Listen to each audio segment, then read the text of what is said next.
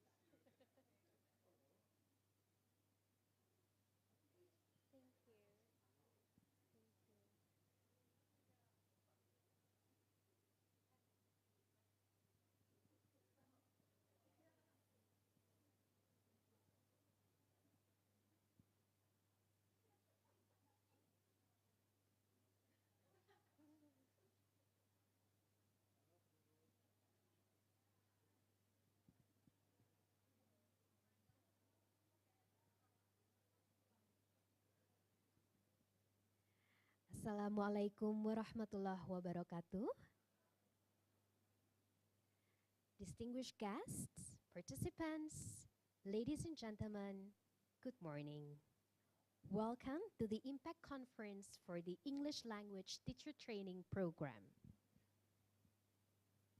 I'd like to extend my warm welcome to the Press Attaché of the U.S. Embassy, Jakarta, Mr. Michael Quinlan, the Director of Islamic Higher Education Institutions of the Ministry of Religious Affairs, Professor Ahmad Zainul Hamdi, on his way, RELO Director, Mr. Rick Rosenberg, Dr. Donald Freeman, Professor of Education at the University of Michigan with appointments at the University of Graz, Austria, and Aston University, UK, our research lead, Lois Scott Conley, Root Learning's Education Advisor, and Coleman Weber, our network convener, Michael Cahill, Senior Director of ELTT Asia, the Master Trainers, our conference presenters, Presidents of English Associations,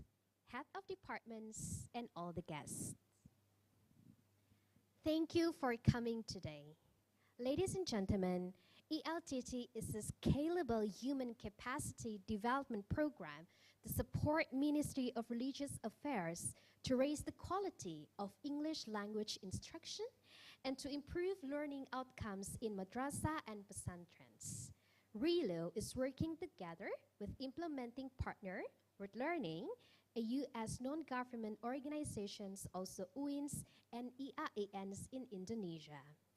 The pilot training program that we began in October 2021 and concluded in December 2022 successfully trained 12 senior faculty members in state Islamic universities as master trainers of English language instructions.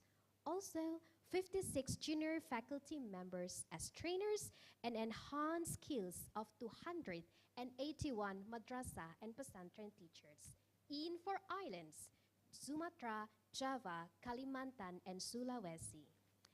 The curriculum and platform we use in the ELTT program is the ELTT from the National Geographic Learning. In addition to the teacher training, we also had the research component for the master trainers. They work together with a research team in the US under the leadership of Dr. Donald Freeman, a leader in teacher education and research. Throughout the year, the master trainers receive support designing research, collecting data, and preparing to present their research in this Impact Conference. Ladies and gentlemen, without further ado, we'd like to have our first agenda of the day.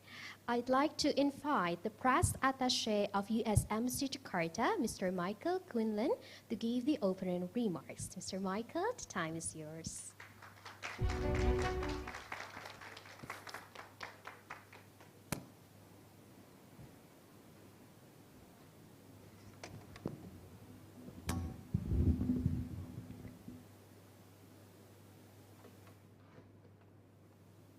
Selamat pagi semuanya.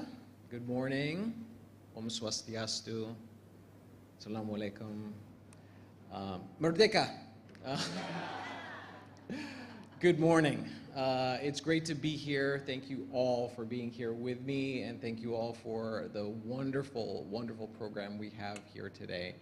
My name is Michael Quinlan. I'm the press attaché at the U.S. Embassy here in Jakarta.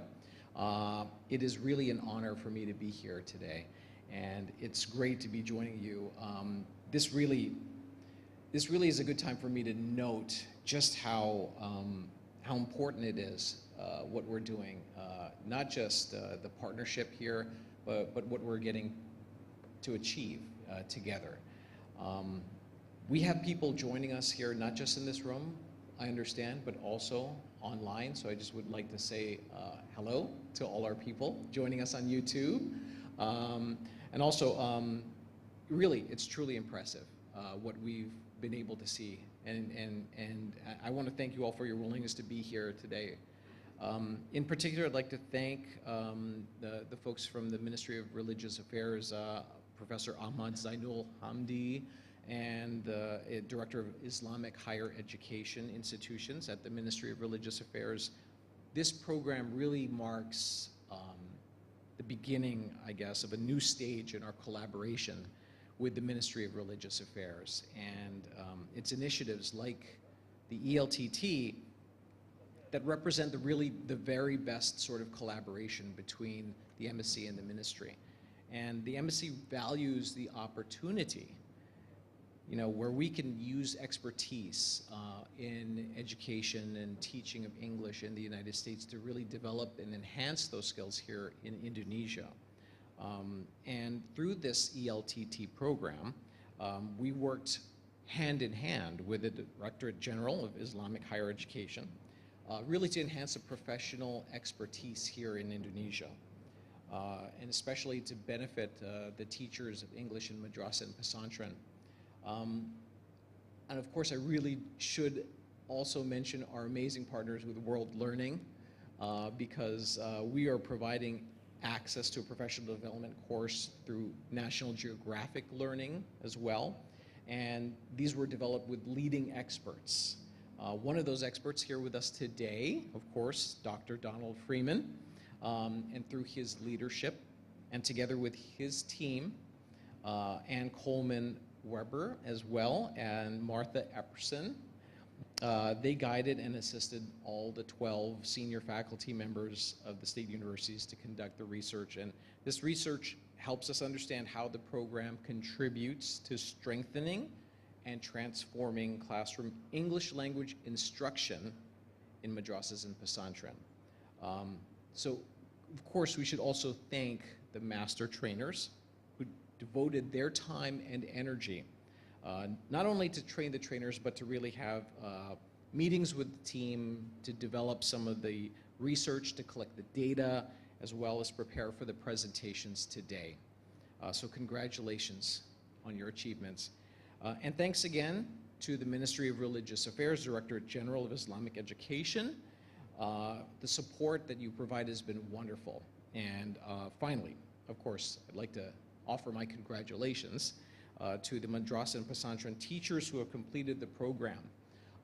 That's really where you see the impact, right? We develop our capacity to train, our capacity to teach. We've created best practices and shared them. But really where it matters the most is in the classrooms, where the teachers make the connections to the students and learning happens.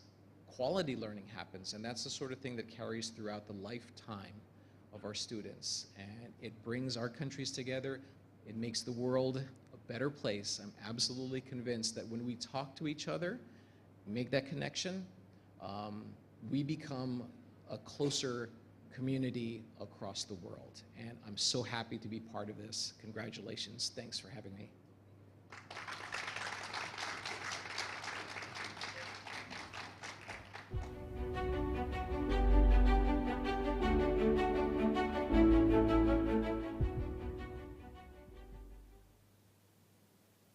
Thank you, Mr. Michael Quinlan, for your remarks. Next, I would like to invite RELO Director, Mr. Rick Rosenberg, for your remarks. Time is yours, please.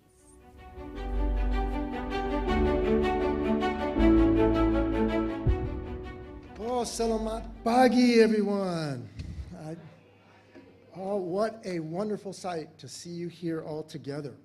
My name is Rick Rosenberg. For those few of you I have not met in the past, I'm the director of the Regional English Language Office of the U.S. Embassy in Jakarta. I'd like to recognize our colleagues who are here or on the way. The Honorable Professor Ahmad Zainul Hamdi, the Director of Islamic Higher Education Institution of the Ministry of Religious Affairs.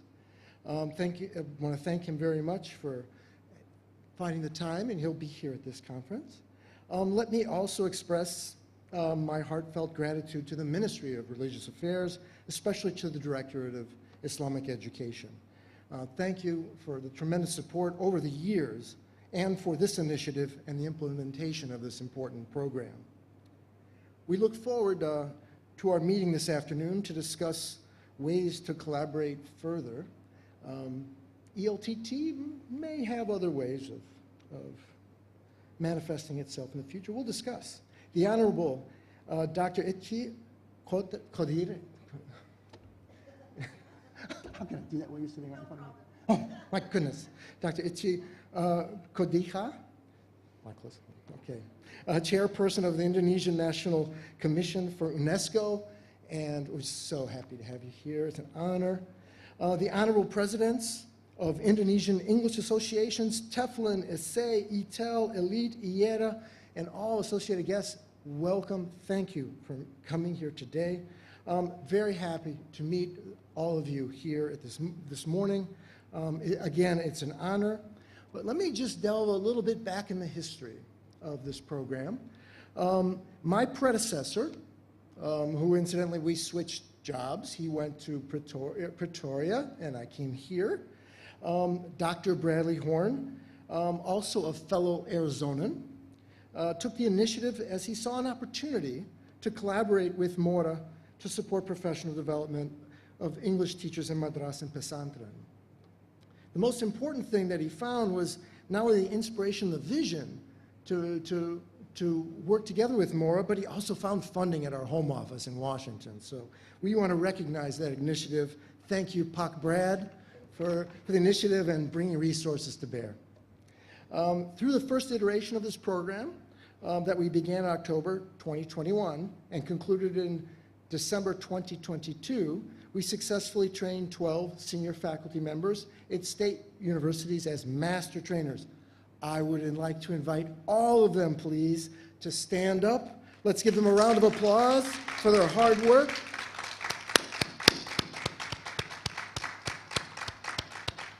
And don't worry, I'm going to get a selfie in just a minute, but I can't do it while I'm up here, so I'll get in trouble. So thank you so much again. They trained 56 junior faculty as trainers and enhanced the skills of 281 madrasa and pesantren teachers on 4 islands, Sumatra, Java, Kalimantan, and Sulawesi.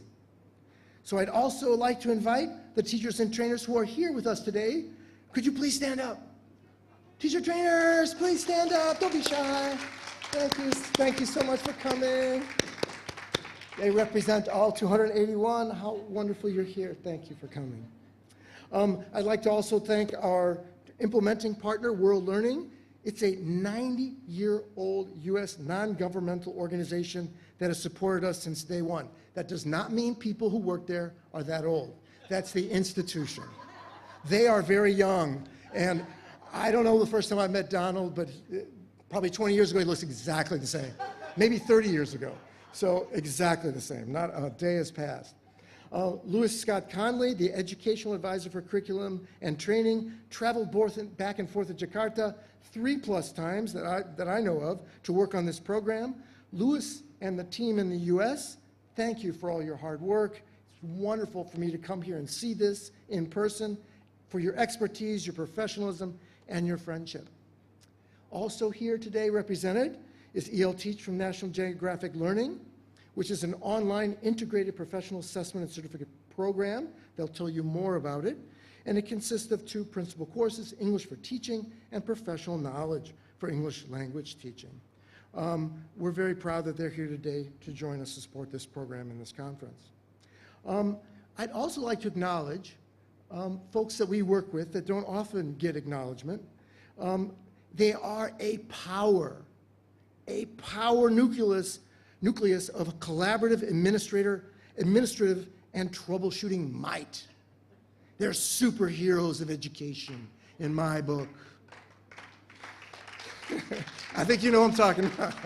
Through their interpersonal and professional skills, these 2 have met short fuse deadlines, diffused potential slowdowns in the programs, and even recruited more than 1,200 candidates for phase 2 in record time. We did not know we would get enough candidates in the time we had. They recruited twice the number we needed. So we had a tremendous job in selecting. They provide so much to so many educators. They do it all with a smile. Let's give a hand, everyone, to Ibus, Uyan, Nishar, and Dian Safiri. Please stand up. Oh, come on, please. Please. Oh, please. Thank you so much. No way we could do this without them, so thank you so much, so much. So today, we're celebrating the other component of ELTT, the research by master trainers. They work closely with Dr. Donald Friedman as the leader and his team members, AC, Martha Epperson. Thank you, Donald and team. It was decided to focus on research as it will help us inform the design of future teacher training programs and help measure coursework and teacher performance. The most important idea here is to focus and build on strengths, and there are so many strengths in all of our teachers, as well as to focus on areas for growth. I'm also pleased to inform you that the second iteration of this program has been running since January. 600 teachers in 17 cities are taking the training through June. So by structuring ELTT as a cascade program, building multiple layers of expertise under one roof, so to speak, we want to ensure they can easily be repeated and continued in the future. This is training by Indonesians for Indonesians. So again, to wrap up, my team and I are incredibly pleased to see you today, and my team, Chatur and Ayunda here as well, yes, everyone should know them both. Let's reconnect and stay in touch and develop the next exciting opportunities to collaborate. Please enjoy the conference. Terima kasih. Bye-bye.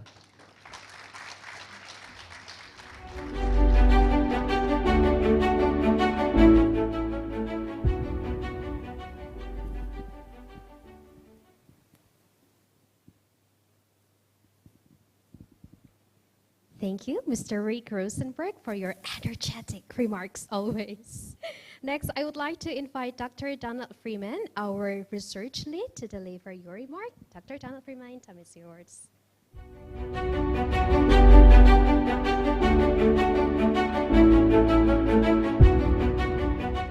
Assalamu alaikum. It's wonderful to see you all. So if I could have the slides up, please. My role this morning is to get us oriented to what you're going to hear from the researchers in this project. As has been already explained, the research component is really central to ELTT in the sense that it anchors both the work that is going on in the program and extends it to potential new audiences. One of the things that happens is that we rarely develop research around a common focus, and as my colleague Dr. A.C. Weber will explain in a moment, that is the core of this research impetus. But let me just orient you, for those of you who are not familiar, to the ELTT teacher training curriculum that is at the heart of this, which is known as ELTeach.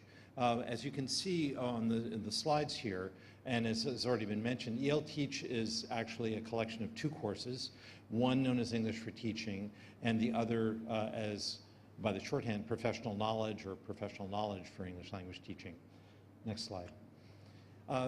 It has broadly been in use since we developed it almost 10 years ago. You can see Indonesia is one of the newest members in the club, if you want to think of it that way. But the important thing is to recognize how many teachers around the world have been working in this way. And that gives you, in a sense, a context for thinking about the research findings you're going to hear, because we have conducted research in other countries, but seldom as comprehensively as we've done here in Indonesia. And what's fascinating is the degree to which the findings are commensurate in these different settings. Next slide, please. So the two courses which you're going to hear about in different ways at the core of this research work share certain common features. The first, which is very important to understand, is that they are fundamentally designed as online courses, and they are self-paced, which means that the teachers choose to move through the material at their own pace, but knowing that there is, as we want to say, an end point, there is an assessment at which point all of the content will be covered.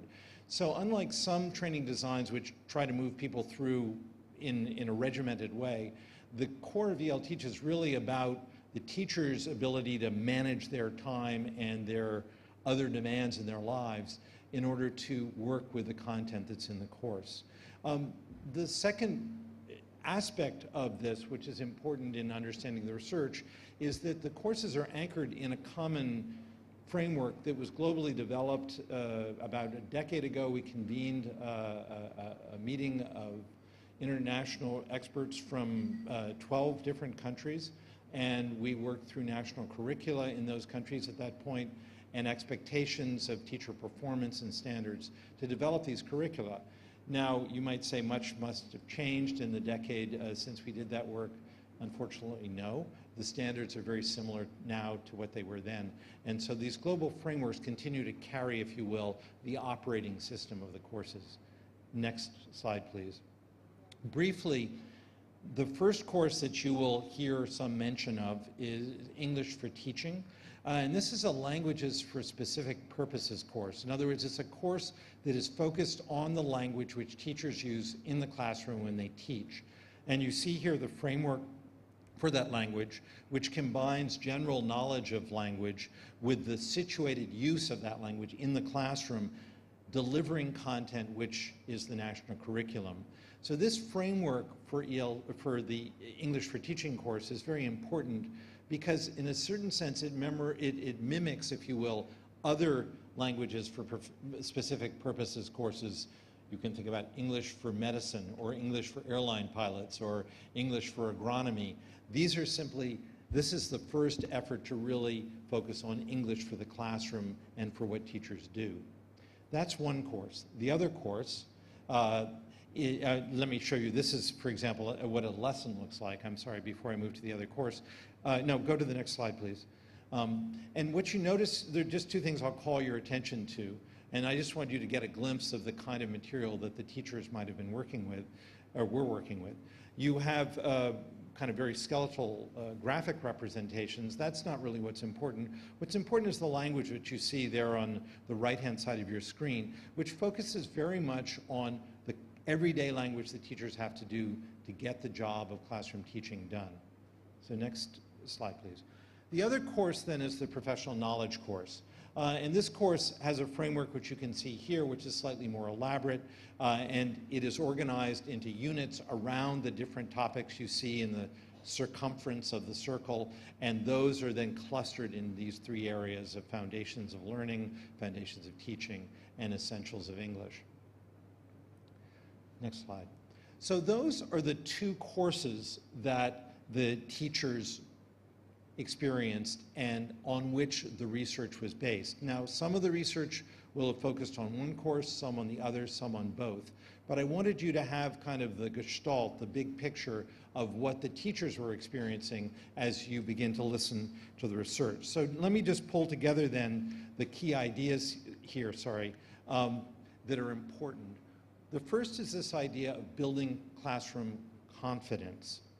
And this is based on a fundamental assumption that confidence in the classroom is based on the interaction between knowing, in this case, in terms of classroom language, what's the right language? What's the language that works to use in the classroom? And believing that when you use that language, your students are going to understand. So we have lots of evidence where teachers may be very comfortable and competent in the language of instruction, in our case in English in the classroom, but at the end of the day say, if I use English, my students aren't going to understand, so I'm going to use the national language. I'll use Bahasa Indonesia because I know the kids are going to understand me. I'm not going to use English.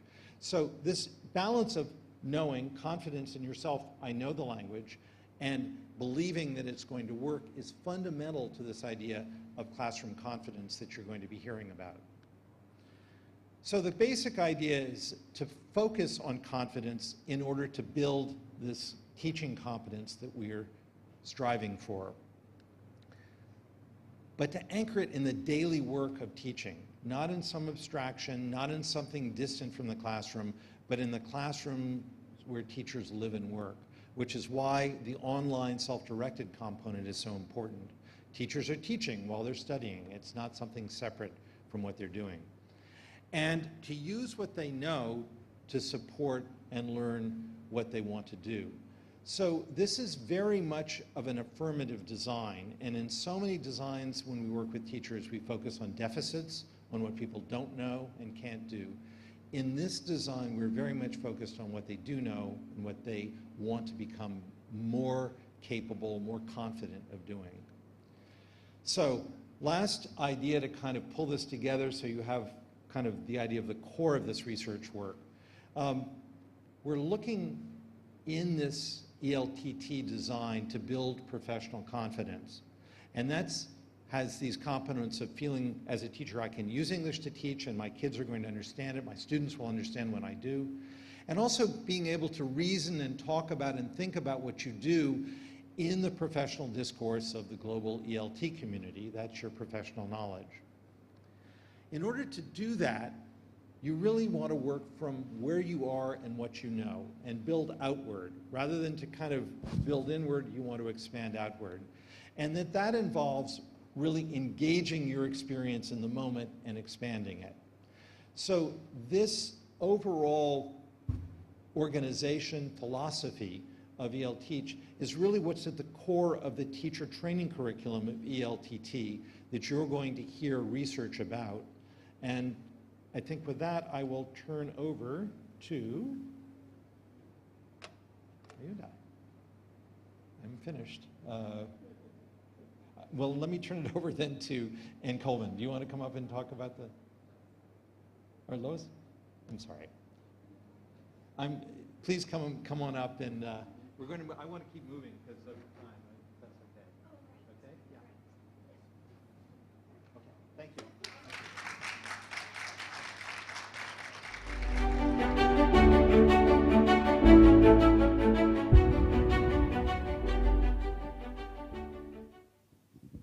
Thank you very much, Dr. Freeman. Ladies and gentlemen, Ibu Bapa, I believe you will have more time to talk to and discuss with Dr. Freeman throughout the day today.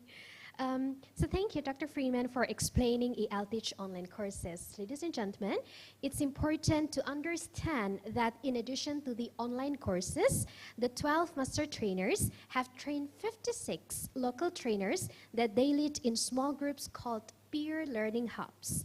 In these peer learning hubs, trainers attend workshops designed by National Geographic and Word Learning to practice, review, and discuss what they've learned online.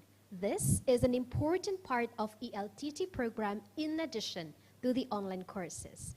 And you will see that the researchers will refer to these peer learning hubs throughout the day when they present their research. So that's an additional information that I think will provide you more context about the presentations later. Thank you, Dr. Freeman. Next, I'd like to move on to the remarks that will be delivered by Ann Coleman-Weber, our network convener. Ann, please, time is yours.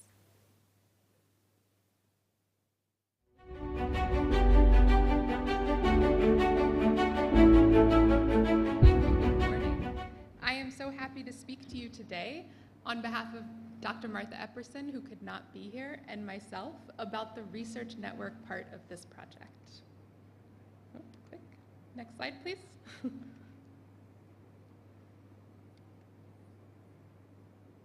we go. Thank you. The research process is often something we do alone. It is lonely. We gather our own data. We analyze our own data. We write our own papers. But the research process is also challenging. We run into problems with every new research project we do, and we do not always know how to solve those new problems. Next slide, please. We know that research networks help build professional connections and make collaborations easier, and they are also a space to share information and finished research. Next slide. But the problem with finished research is that it's clean and perfect, that we have a clear research question, clear data sources, and clear findings. And you will hear finished research today. Next slide, please. But doing research is not always a straight line. Sometimes we have to go back to the beginning. Sometimes we have to change in the middle. Next slide. And so the goal of this network was to provide time and space throughout the year for researchers, our master trainers, to discuss their research, to come together and say, this worked really well for me, what did you do? Or, this is a challenge for me, what did you do? And this allowed them to support each other in the research process. Next slide.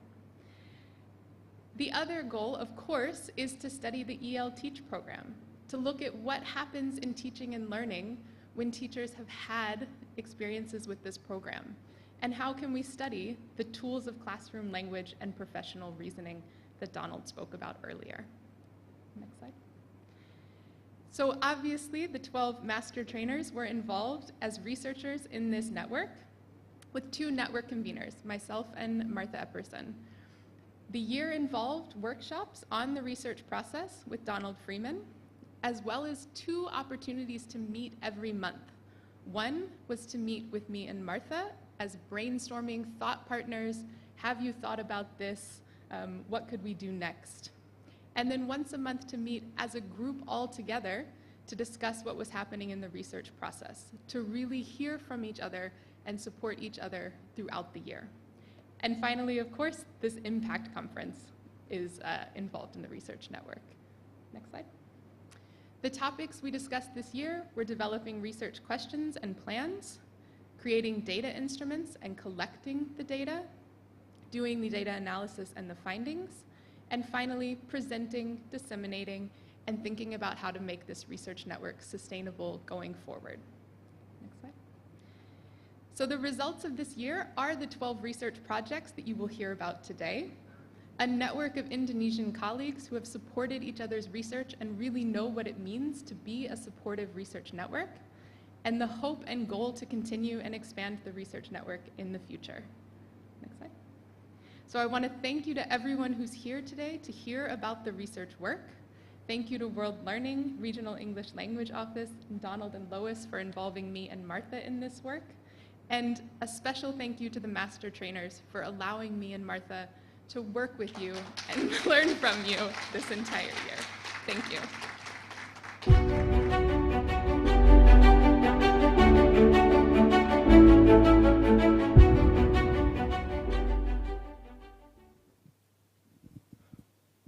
Thank you very much. And Ibu Bapak, I'd like to also welcome Bapak Taufik from Pesantren Direktorat Mora. Thank you for coming today.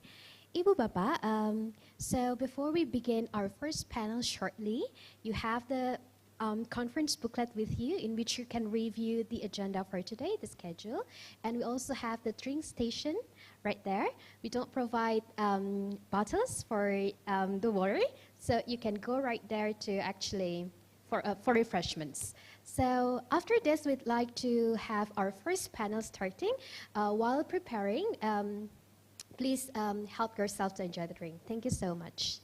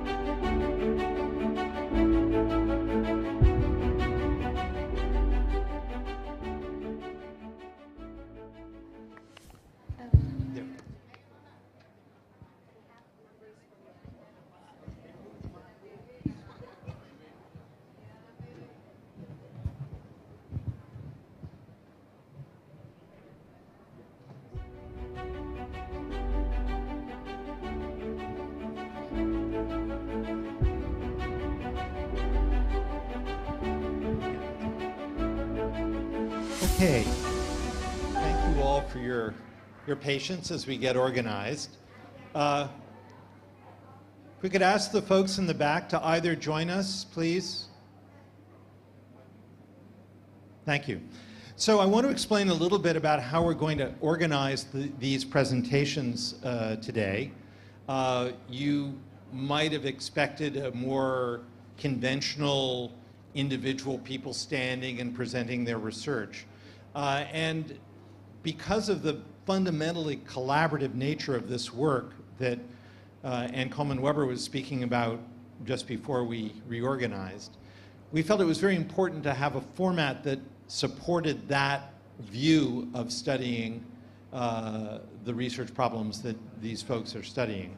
So in the panel, we've asked each group to organize their work around a common theme. And you'll see in your program the four themes, if you will, that each panel is going to address.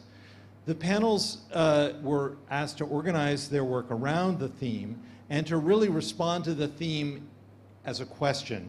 So if we look at the panel that we're about to hear, Researching English Teaching in the Context of Madrasas, the question this panel is addressing is, what have they learned through their work about this topic of teaching English in the context of madrasas? So this is going to be 3 individual views of responses to that question and connections between those responses as they speak. The panelists will introduce themselves briefly right now as we begin, and then we'll move to the format which Dr. Weber is going to facilitate in the first panel. So, do you want to introduce yourselves? Yeah, sure. Yes.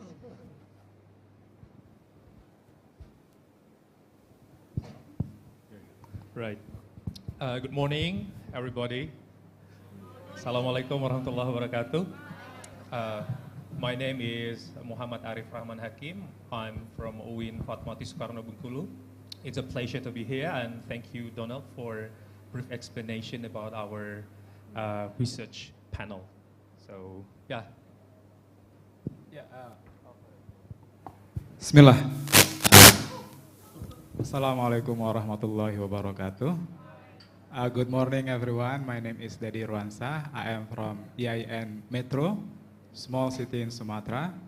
It's about 1 hour from the central of the province. Yeah. Assalamualaikum warahmatullahi wabarakatuh. I'm Witriani. I'm from UIN Sunan Kalijaga, Jakarta. Thank you, Donald, and thank you, Essie, and thank you, everyone, for joining this conference. Okay, thank you. So the topic of this panel, researching English in the context of madrasas, the first question we would like to ask is for each of you to tell us about your particular focus within this panel topic. Could we have the next slide?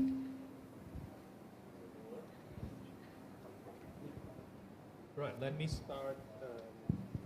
Check. Okay, ladies and gentlemen, let me start the focus of the research about our panel. So,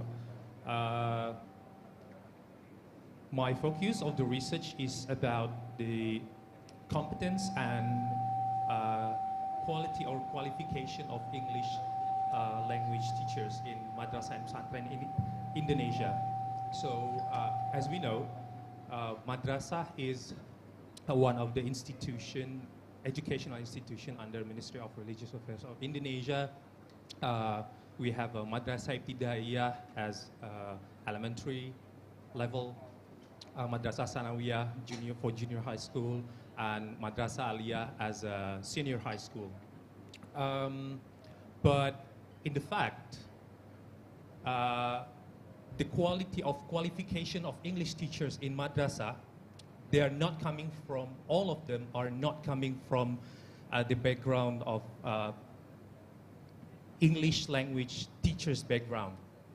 So some of them, based on my research findings, some of them have a background from Islamic education, Islamic economic, but the fact they teach English more than 3 or 5 years.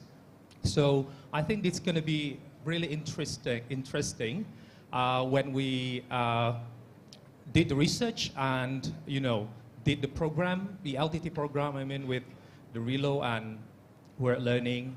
So this program, I think, can help the students, can help the teachers to upgrade their qualification and their competencies in English teachers. Then, you know, some of problem coming when we did the research with our teachers in Bengkulu, because not all of the madrasah and pesantren in Bengkulu indicate as modern madrasah or modern Islamic schools, because some of them still in like a traditional pesantren or madrasah. Thanks. So yeah, I think that's my research focus in this panel. Thank you. Could we have the proper slide here, please, in the front? No, we have a flashback slide. That's not the one we need. Can you help them, please, get the slides right? No, go back one, please. No, the other way. Thank you. Yes, thank you. Let me continue. Well, in this project, I have 3 research focuses. The first one is English position in madrasah. As we might have known that English coexists with Arabic, Indonesian, and also local language in most pesantren and madrasah. And really want to know the English position from the perspective of English teachers. And the second focus is about the dual task of English teachers in madrasah and pesantren.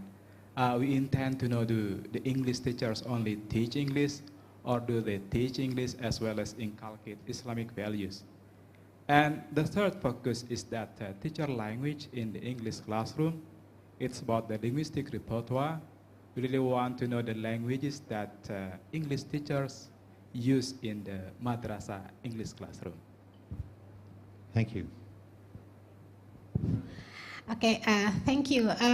Yeah, actually quite similar with my friends. Okay, my focus is of course in English teaching in the context of madrasah, but from the cultural, how is to see the cultural considerations. We know this teaching English is not only about transferring language, but also cultures of the source target of the source language, and then of course it lead the cultural gap or cultural barriers among both among the teachers and also the students, how to understand, and then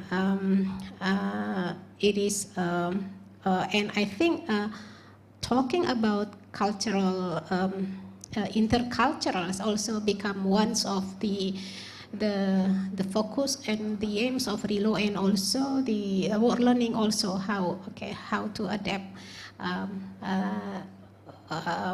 new cultures into English, and then here the teachers have to modify and adapt with the local one, including the Islamic values.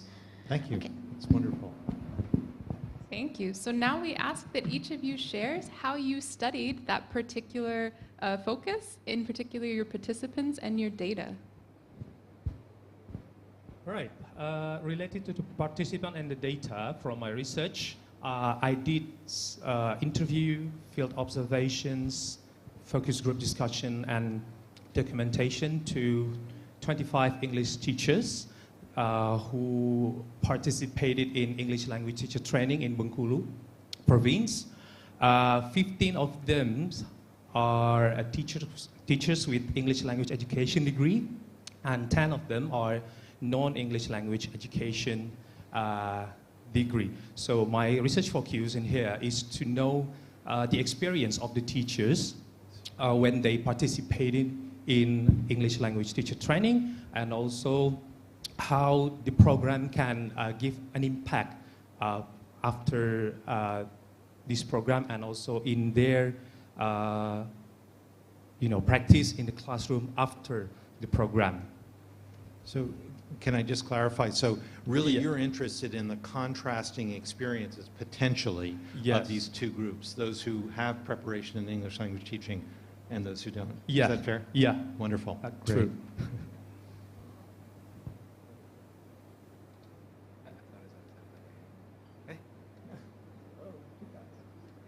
There we go. Yeah, thank you. Well, in this research project, I followed qualitative procedure, particularly that of case study. I focused on teachers, and the participants of my case study was 16 teachers from 15 Islamic schools, madrasah and pesantren in Lampung province. For the data collection, I used questionnaire, group discussion, and personal interview. And the topics of the question is about the dual task, English position, and the constraint of the dual task and teacher language or linguistic repertoire. Mostly I use open-ended question, only one close-ended question for the first close-ended questionnaire. Yeah. In this research, I focus on the workshop modules and the training process as well, and interview 15 teachers and 5 trainers as well, because from different backgrounds, started 5 males and 15 females, with a range of experience from 2 years until 20 years. And then I think that's... Thank you. So I'd like to just check if there are any clarification questions before we move on to findings about the organization of these projects. Okay, then we will ask you all to share your findings with us. Okay, about the findings of my research. My focus in this research are into 2 things.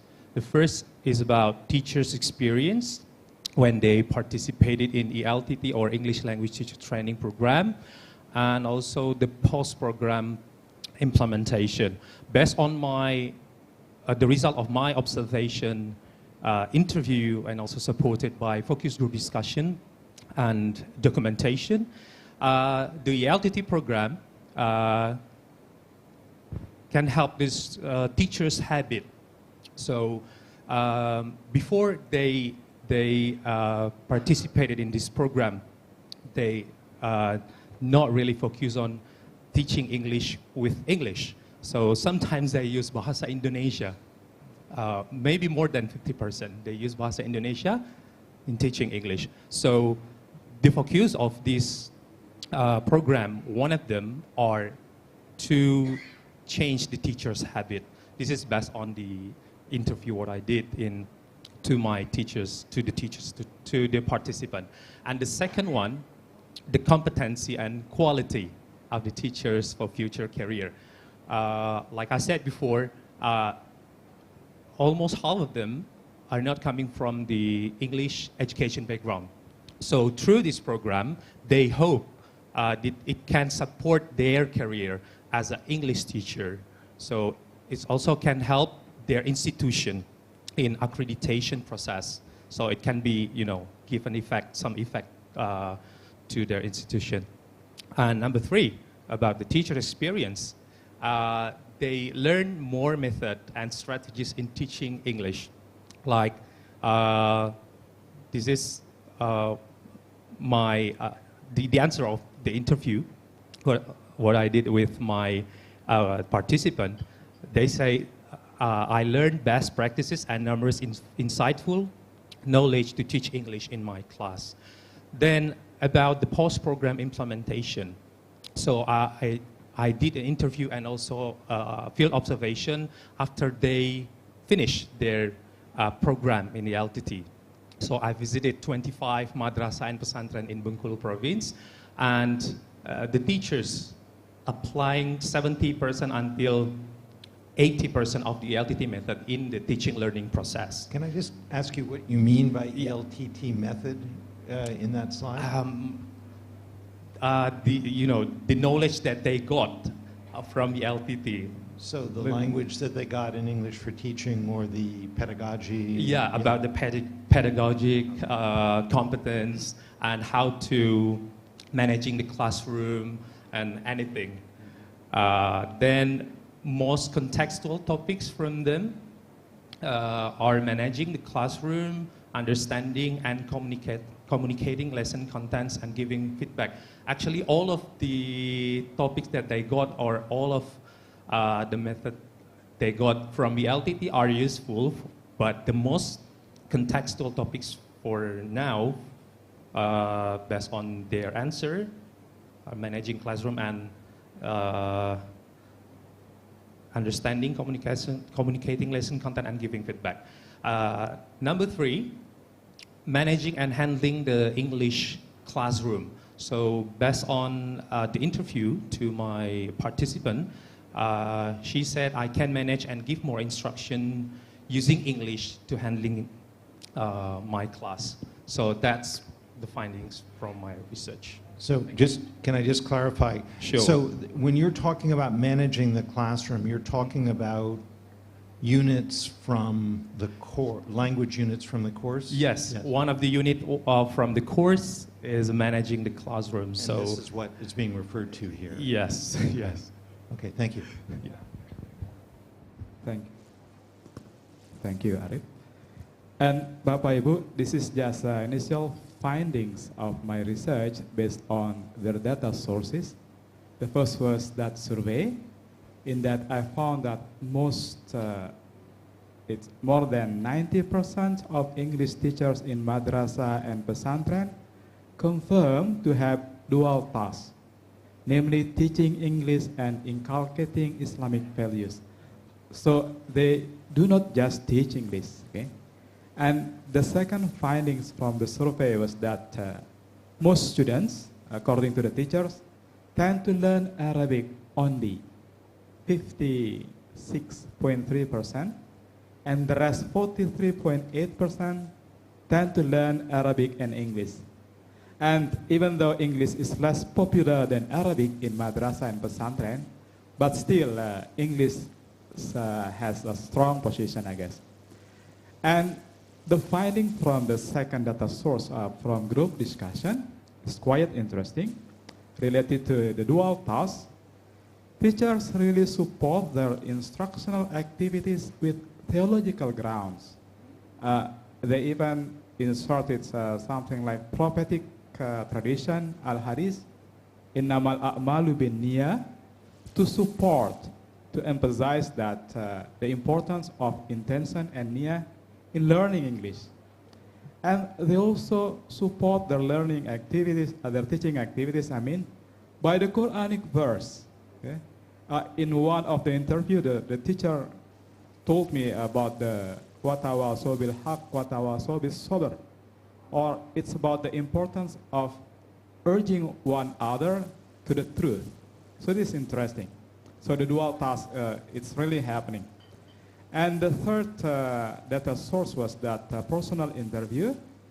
In that I found that learning materials and student readiness are potential constraints for the teacher to implement their dual task. The materials are expected to include Islamic terms and Islamic phrases. And it is worth noting that pesantren and madrasah apply two kinds of curriculum, national curriculum and religious curriculum. And that wide variety of lessons impact the students' readiness to learn English.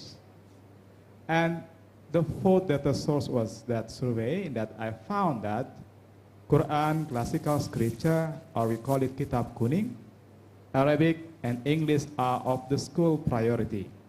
It is interesting that even though English is less popular than Arabic, but still it becomes a priority of almost all Islamic Indonesian schools.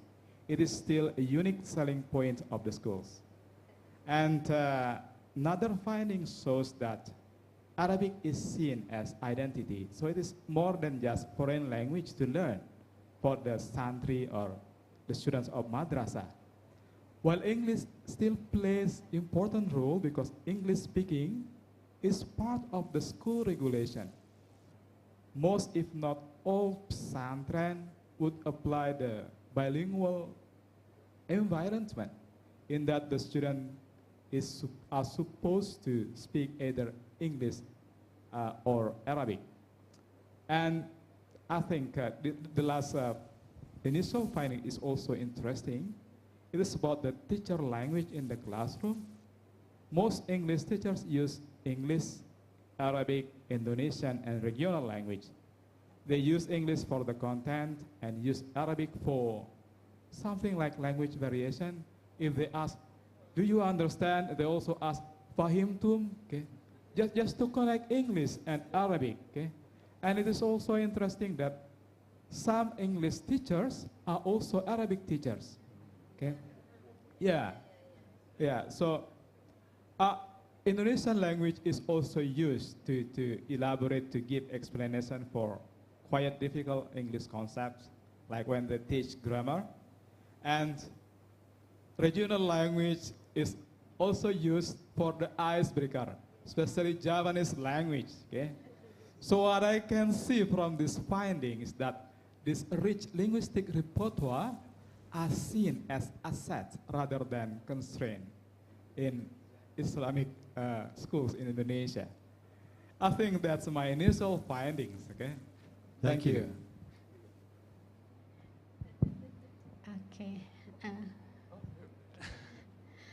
Okay. Thank you. This is my initial finding because I focus on cultural considerations. Like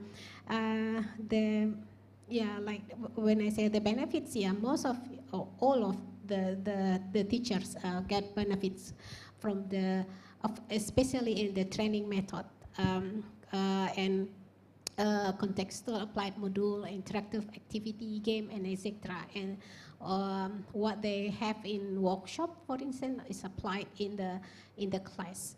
But of course,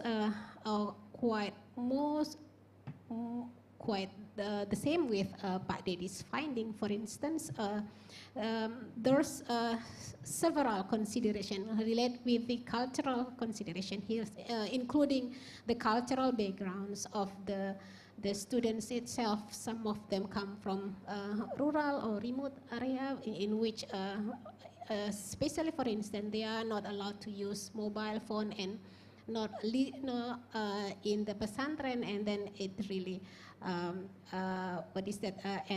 the teachers have to work hard with this. And then the others, of course, the Islamic values and tradition, sometimes they have to adapt with or modify the text with Indonesian context. Let's say, for instance, like dating, okay, for instance, they change it into a meeting or something, and then including the salutations, the activities in class and everything. And the other constraints, let's say like pronunciation between native and non-native teachers. For instance, what they learn in online courses is native language, and then most of them also, the teachers come from various backgrounds, and it is quite different. They have a problem with this. And then the learning habits also. The situations in the pesantren have they have a lot of curriculum, of course, from the down until the night, and then sometimes English is only kind of completion only because it relates with the national curriculum, and then they only focus on like UN or school exams. That's why they have. Sometimes it's quite difficult how to motivate the students. And then along with Pak Dedi's also, I guess, in Indonesia, probably English is not seen as the second language, but probably the third or the fourth language they have known already. And then after local language, Bahasa, Arabic, for instance, and that becomes the problem of students' priority. And I get this a glance of. Okay, thank you. Thank you. Before we go to the last slide, it's fascinating to listen across what you're saying and to pick up this point, if I'm understanding, that in each of your studies, what you are seeing is that there isn't necessarily an incompatibility or a problem with what the teachers are learning in the ELTT and the way they understand their jobs, and both their jobs as teachers of language, Arabic, English, and so on, and teachers of Islamic values. Is that a fair cross-cutting observation, would you say, or no? What do you think? That they see that being able to use English, if they choose to, in teaching is not a conflict with their job. Would you? In my case, not really. What is that constraint? But actually, kind of. Yeah, we have like it is this cultural consideration, something It's like that. yeah, right. So they have to think about how they're doing it, but yes, it's not. And how it is. It needs kind of how the teacher should adaptation and modify sometimes. Both, like probably like they have to modify the class with Arabic and local tradition, something like this. So let's go to the last slide. But what I think, just a comment, which is fascinating, is we know from lots of research on teaching in many, many contexts around the world that the main thing teachers do is to adapt or modify. And so you're seeing, in a sense, that process, but in the particular context of madrasas and pesantrens. Is that fair? Yeah. And so to that point, we will hear your takeaways from the entire panel. Okay, so this is my takeaway and also recommendation for the next program or next research. My focus, my concern is about the teacher's qualification, English teacher's qualification and competencies in madrasah and pesantren in Indonesia, especially my case in Bengkulu province. What Pa Dedi found and also Bu Witri found, it's kind of similar with my findings. My participant, they teach English, also Arabic language, and sometimes they teach Islamic studies. So, and also their background is not coming from, all of them not coming from English education degree. So that's why I suggest English language teacher training and kind of like a certification program for madrasah and pesantren English teacher should be implemented more broadly to improve the teacher's competence or to upgrade, to help them help their competence and qualification, because it's going to be really important for the teachers personally and also the institution to upgrade their level, their quality. So I think that's my takeaway and my recommendation. Thank you. Thank you, ladies and gentlemen. Thank you, Pak Arif. Well, Bapak Ibu, I graduated from madrasah and I know that English is very welcomed in madrasah and pesantren. But just English sometimes need to be contextualized, okay? So I agree with Donald when he talks about specialized language or English for specific purpose. I'm thinking about Islamic specialized language, something like English for madrasah and pesantren. I think it is needed, I guess. It could be in the form of learning materials, or it could be in the form of emerging research interests. The main idea is that to support the English teachers in madrasah to do their dual task, okay? To help their students, to help their santri, to be academically strong and spiritually sound as well. I think that's my takeaway. Yeah, I think almost the same with Pak Dedi. Yeah, actually, English teaching in the context of madrasah is challenging. It's not only about applying methods, what we have learned so far, with a lot of things, game and everything, but also dealing with, we have to deal with cultural consideration, like background, how to deal Islamic values, belief, curriculum, habits and everything, and then that's kind of how the teachers it is necessary how the teachers adapt with this condition and modify the text and something or probably yeah, I agree with kind of there is kind of Islamic specialist language, something like that, and then ada with this Indonesian culture, especially madrasah and pesantren. Thank you so much, Essie. Thank you. Donald. Thank you to our first panel. We have about 10 minutes for questions and discussion. So first we would like to open it up to the audience. Oh, they're coming with a microphone, hold on. Microphones, I think they want, I know, I think, I can do it. sorry, yes, should we start here? Yes. Okay, thank you very much. It's very, I think it's been very useful research, and I think I had the experience of dealing with madrasah back in 2008. Well, as a senior generation, we're talking about history, and we did all over East Java. And I think the article was published in one of the publication, international publication. I will share with you later. My question, well, for all of you, in madrasah's context, how English teachers learning are facilitated by the system? Could I just clarify? By the system, you mean the system they yes, work the in? system in the school In the as school. well Okay. as Thank the you. system under the Ministry of Religious Affairs. So that's a big question and somewhat oblique to your actual data collection, but please comment. Let me go first.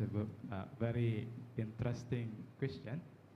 In pesantren, we are told Nahnu abna'ud dalil, we speak with data. Okay, my research data shows that the teachers talk about low salary. Okay, they don't even have when they do the online learning, ELTT, they don't even have their own laptop. Okay. Their limited access to Wi-Fi, something like that. Okay, and I don't know where the problem is, but I think the salary, if you can call it as financial support from the school, is low, I guess. Yeah. So that's influenced their motivation in learning. Not really, because it is interesting because they believe that they often say pahalanya besar di surga. Okay, so if the reward is not here in this life, the reward must be then in the life after this yes. life. Okay. So their That's spiritual strength. Yeah, they try to entertain themselves, okay, with spiritual reason. Yeah. Thank you. I think there was a question. Yeah, there was a question. Yes, it's coming to you, the microphone. This woman right here. Yeah.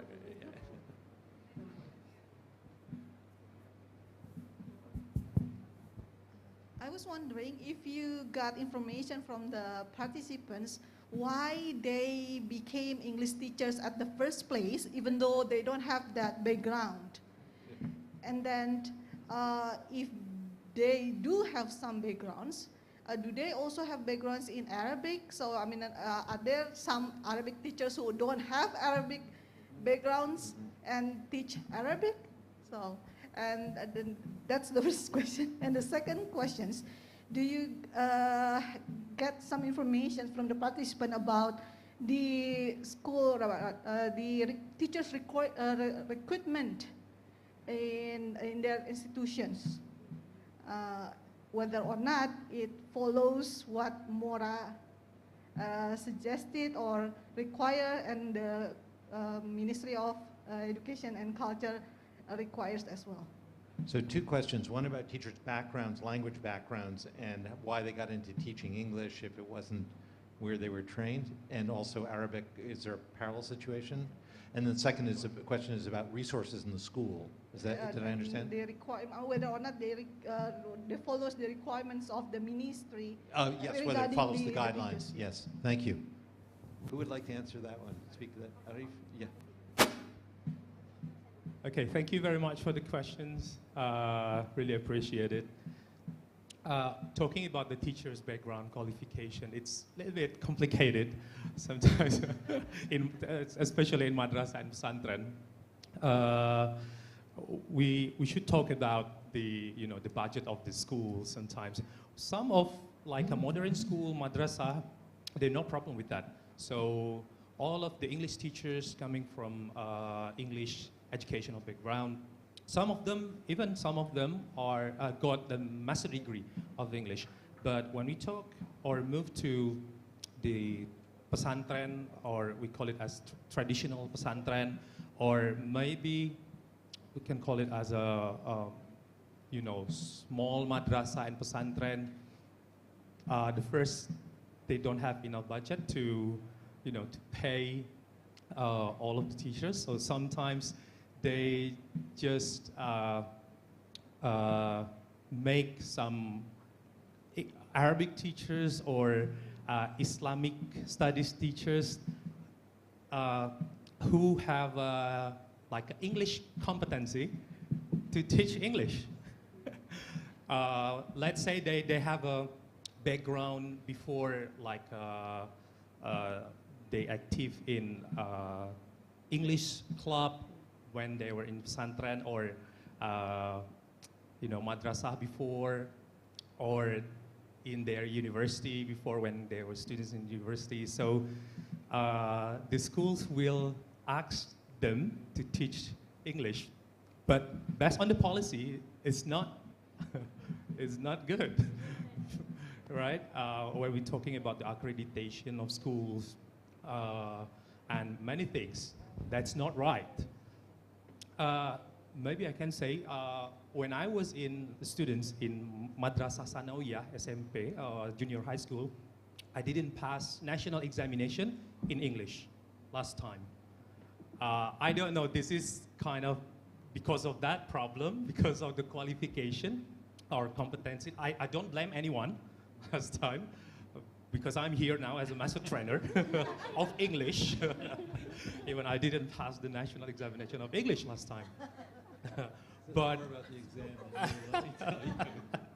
but now, that's why I really recommend, based on my research, to do more English language teacher training, or some kind of that, like English language teacher certification, to help the teachers. Because the fact is, many English teachers in madrasah and pesantren don't have any. They have the competencies, but they don't have the qualification in teaching English. But the fact, they teach English.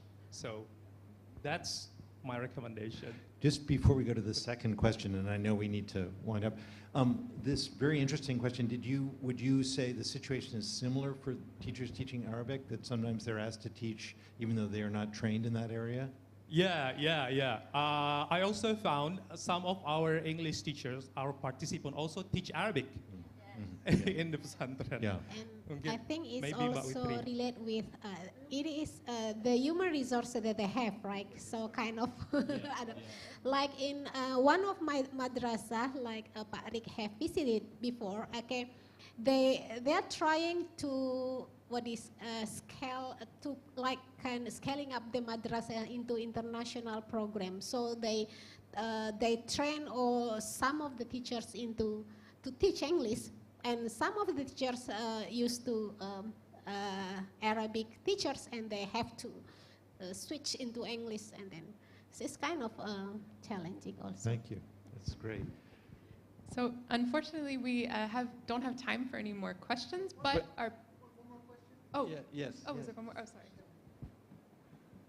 Microphone. Do you have a question?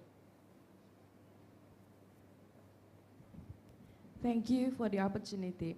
I found that the three research presented by Pak Arif, Pak Dedi, and Bu Witriani are very interesting. And I just realized that how hard it is for not only for teachers but also students in pesantren, because they have to learn 3 languages or even more at the same time. And then given that the situation where they have to learn Arabic, English, Indonesian, and their native language, can we say that students or teachers in pesantren or madrasah apply what we call translanguaging pedagogy. To be honest, this is the concept that I just came across recently. I found it is interesting. Translanguaging pedagogy is the situation where teacher soften the language boundaries so that given the students to use the native language to understand and learn the new knowledge. That is the first question. Can we say that madrasah in Indonesia apply translanguaging pedagogy? And then if so, how is it possible to, let's say, propose a model of planned translanguaging pedagogy to improve the process of learning a foreign language in pesantren and madrasah? That's my questions. Thank you. So, would you like to respond, or it's a fascinating question, and perhaps could I make a comment in response? There are two things that strike me in your very good question. The first is that the concept of translanguaging, and I love the way you put it, of the more kind of porous or flexible boundaries between language, make us realize that those boundaries are ones that we put in our minds and we put in our curriculum, but they're not the boundaries that exist in the world. So in a way, your question is asking, could those classrooms become closer to what the world is and less what classrooms sometimes are? Absolutely. The second piece that is fascinating to me, and we've seen this in research that we started just before the COVID pandemic in India and had to stop because of the pandemic, also in Vietnam, was that, and I would say it's partly due to the model or the view of language in the English for Teaching course, which is, as I said, a language for specific purposes, as you were saying. That means that when you have a language for specific purposes, it is flexible. It has porous boundaries because you're focusing on how it's being used. You're not focusing on the language as a universe, but simply a particular set of uses. And maybe that's part of what you're seeing in the way that it feels more comfortable to, I can take this as a tool and use it in my work. So I do think we will have time to continue this in our, but I thank you for your question. Thank you.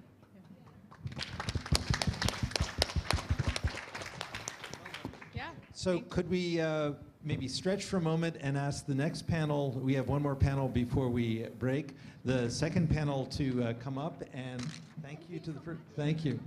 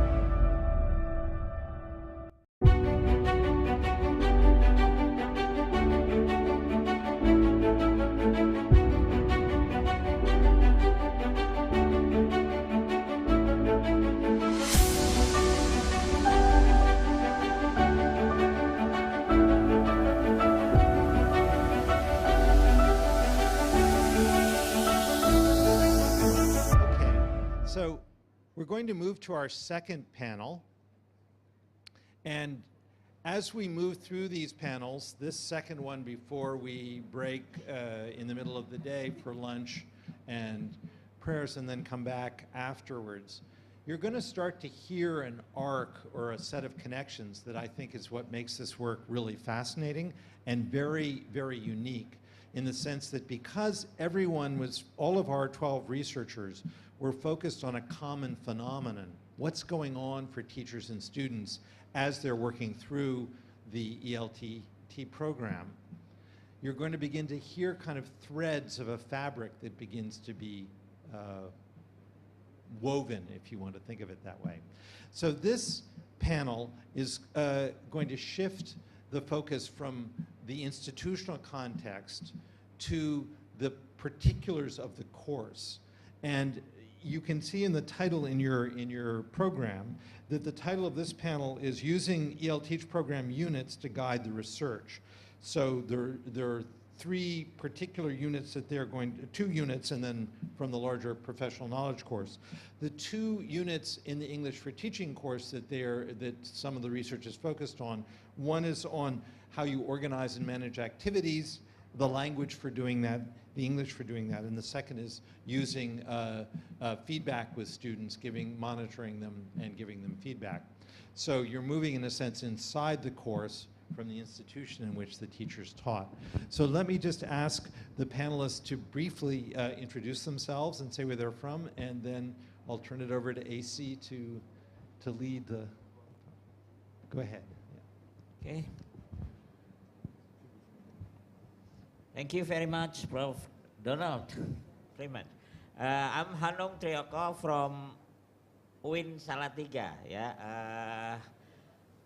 I am also part of the Consortium of Language Center of PT KIN with Ibu Nurul Askia. I think that's it from me. So it's my turn. Assalamualaikum warahmatullahi wabarakatuh. Good morning, everyone. I am Siti Nurul Askia, but you can call me Nurul, and I come from Syarif Hidayatullah State Islamic University, Jakarta. Thank you. Assalamualaikum warahmatullahi wabarakatuh. Good morning, everybody. Thank you for joining us here. I am Rahma Fitriani. I am from UIN Sumatera Utara, Medan. Thank you. And as Donald said, you all will be presenting on instructional practices, so if you would please tell us your focus within the panel. Okay, 3 of us would like to have research on teachers and also what is happening in the classroom. We have the next slide. Because of this training. So we will have 3 different focus. I myself focus on classroom routine. What I mean by classroom routine is habit or kebiasaan. Jadi apa yang terjadi di kelas. Jadi apakah kemudian ada perubahan setelah English Language Teacher Training itu. Nah, oke, itu fokus dari saya. Kemudian fokus dari Ibu Askia. Okay, so Pak Handung later will be talking about classroom routines, and in my case, in my study, I focus on the provisions of learning opportunity because the provisions of learning opportunities is like the heart of teachers' instructional practices. Why? It is through the provisions of learning opportunities that students then can have new information, can develop their knowledge, and also can deepen their understanding, also train and practice their English language skills. So these are learning opportunities for students, the teachers are providing for students. Yes, so it's like the teachers providing learning opportunities for the students. Okay, and I think this is like the most important part of the provision of the instructional practices, and that's why I choose this topic among other data that I have collected in this study. Okay, and for me, my focus is specific on teacher oral feedback. This is anchored on the belief that learners require information and directions to plan the next step of their learning. And teacher oral feedback has been advocated as one of the most strategic, effective teaching strategies to enhance students' talk, because it provides teachers with the opportunities to discover students' strength, and also provide teachers with the opportunity to give learners the clear and also constructive criticism on areas for improvement. So thus teacher oral feedback is known to be a powerful force to move our students' learning forward. And based on these reasons, regarding these reasons, so I'm interested in investigating what changes of teachers' oral feedback practice can be made through this ELTT program, and what drives those changes. So I focus on those two questions. Okay, thank you. So next we will ask that you tell us about your participants and your methods for studying that focus. Okay, go back to my focus about classroom routine. So I spread questionnaires to 23 teachers and 187 students, 3 times the survey, before the ELTT began, and then while the ELTT is on process, and then after the ELTT. Okay, and I used document study by checking the teacher's lesson plan. So I collected 56 lesson plans. And also, finally, I used interview with 6 teachers after these programs ended for the cohort 1. And my findings. You want to let? Should we? Oh, okay. Later. Yeah. Hang on.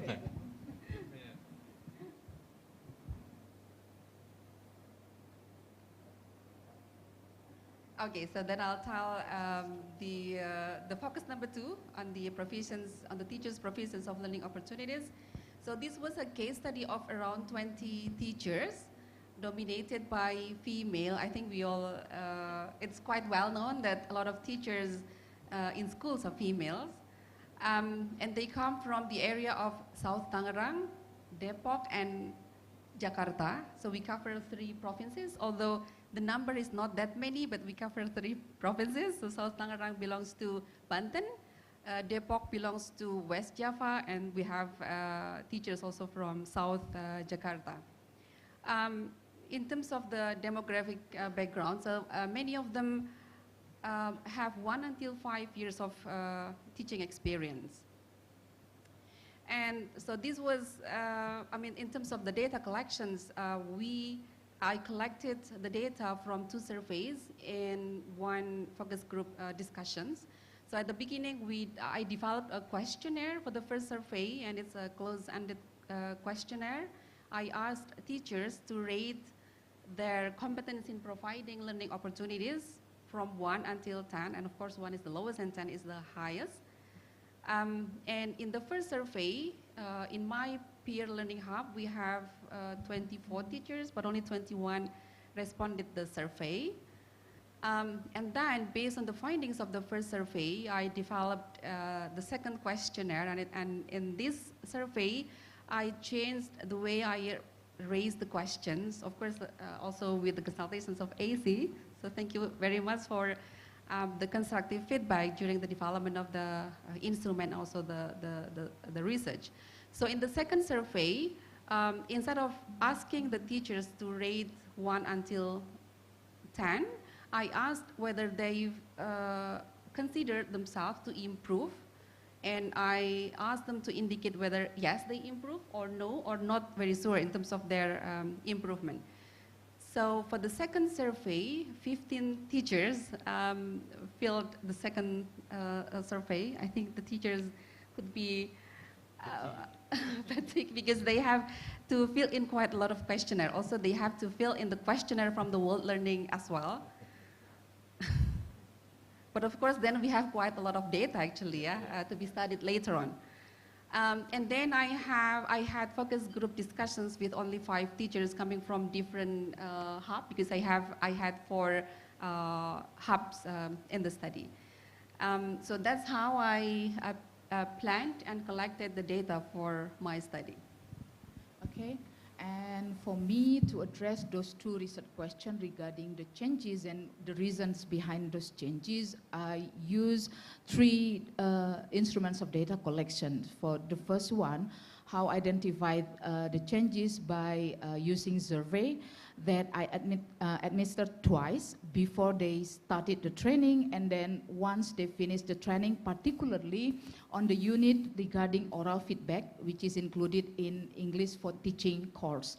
And for the survey, 17 teachers responded to this survey out of 25 that I have in my peer learning hubs. And then the levels of school they are teaching is quite diverse, from Madrasah Ibtidaiyah to Madrasah Aliyah. And also, they are also both novice and experienced teachers with 2-month teaching experience to 25 years teaching experience. So it's quite diverse. And then for digging the information related to what drives them to change their practice after they get this oral feedback unit or oral feedback topic, I invited 5 teachers, and as we can see here on the screen, that the great thought here, either Madrasah Sanawiyah teachers or Madrasah Aliyah teachers, and then they also have diverse, teaching experience starting from 1.5 years to 8 years, and then all of them are graduate of English education or English language related department. And those are my data collection that I use: survey, interview, and observation. Thank you. Are there any clarification questions at this point? Okay, then we would love to hear about your findings.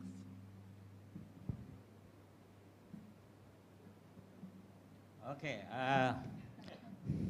my finding, it is confirmed by the triangulation, is that first, teachers and students are recharged for change. They feel it. They feel the change happening with the classroom routine. And second, more English is used in the classroom. So before the training, even the English teachers themselves speak more Bahasa than English. Yeah, and then the third one, learning activities are more interactive and communicative. Yeah, the third one, learning activities are more interactive and communicative because it is part of the curriculum of the ELTT to have so many kind of activities in the classroom. Okay, and then the last one, teachers provide more, before that, learning activities are more interactive and communicative. Sorry, the third one, learning activities are more interactive and communicative. Before, the teachers seldom used personal way of communicating, something like that, but now they have the habit of doing that also, becoming more interactive and communicative. Okay, and that's my finding about classroom routine. Can I just ask a quick clarifying question? When you say they provide more learning activities, do you mean more variety, more different ones? Yes, what I mean by more learning activities is more variety of learning activities. So they have a wider range of things that they do? Yes. Yeah. Okay. Yeah. Okay, so now comes to my turns. So this is the, I cannot, I actually want to use the point, but it's okay. It's okay. So I hope it's clear on your screen. Here in front of me it's quite small, but I hope for the audience it's big enough to see the numbers. So this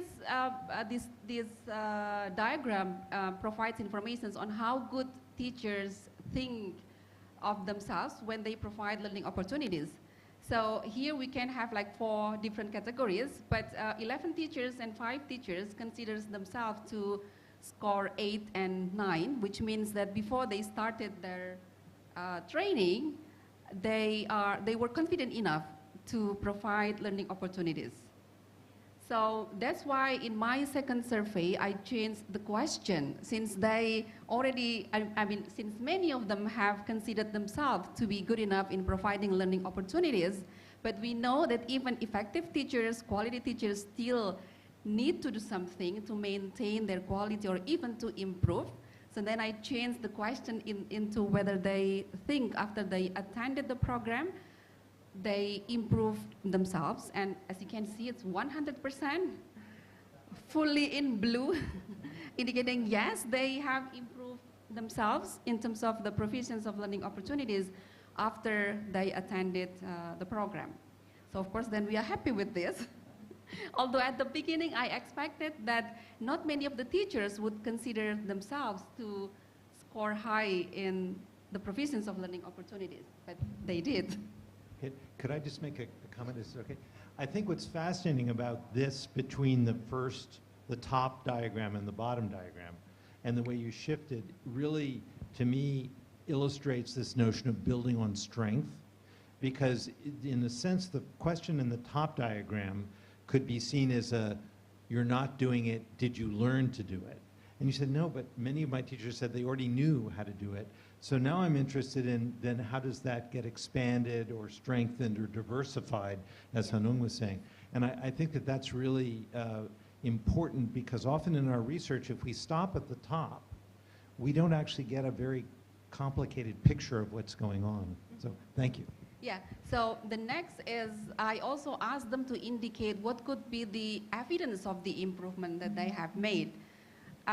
So they said that students are more active and classroom becomes more alive.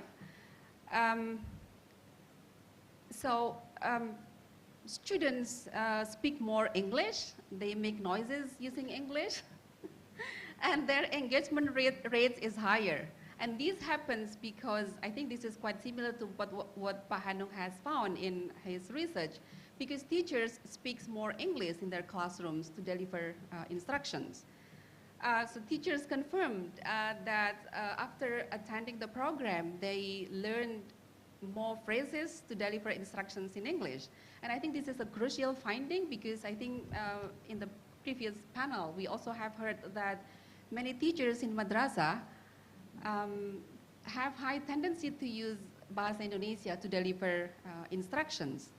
I have seen also, because in my dissertations, for instance, I also did a kind of teacher professional development program with Bu Ice as my biggest supporter. Thank you, Bu Ice. And so many teachers,